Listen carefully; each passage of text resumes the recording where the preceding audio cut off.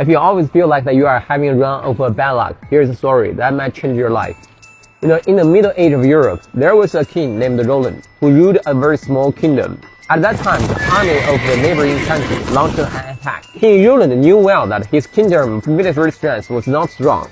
So when facing the powerful enemy, he was extremely worried and did not know who to send and lead the troops into the battle. Just when he was distressed, a knight named Alexander stepped forward and led the army to fight against the enemy. Amazingly, that knight Alexander fought 5 battles in a row and won them all. He successfully repelled all the enemy and saved the King Roland's kingdom and enhanced his prestige around the neighboring countries. After the war, the King Roland was full of doubts. He thought to himself that he did not seem to have done anything particularly great. So why did he have such a brave and loyal knight? At that time, Knight Alexander came before the king and mentioned a previous court banquet. At the banquet, everyone was drinking and having a very good time, and the atmosphere was really lovely.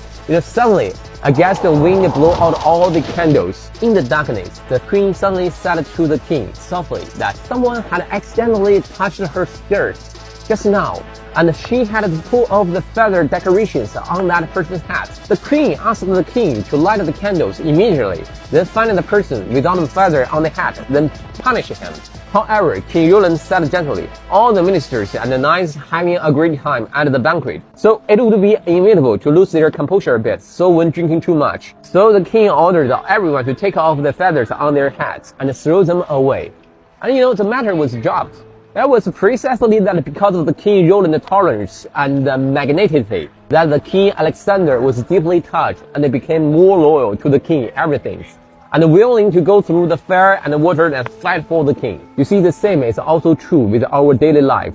If we are fussy all about everything when we are getting along with the others, it could be very easy to drive the other people around us away, and even turn them into our opponents. But if we can treat others with an inclusive attitude, then we may turn the people around us into noble helpers. When there are noble helpers around us, all the good luck will naturally come to us, right?